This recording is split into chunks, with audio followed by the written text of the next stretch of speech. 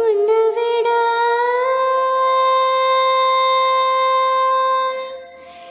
இந்த உலகத்தில் வசந்தது ஒண்ணுமில்ல, ஒண்ணுமில்ல.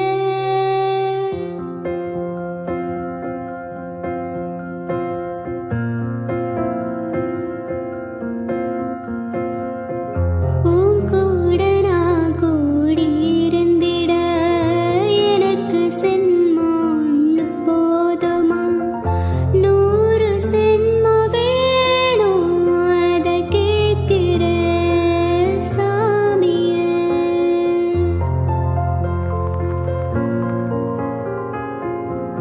100 சென்மம் நமக்கு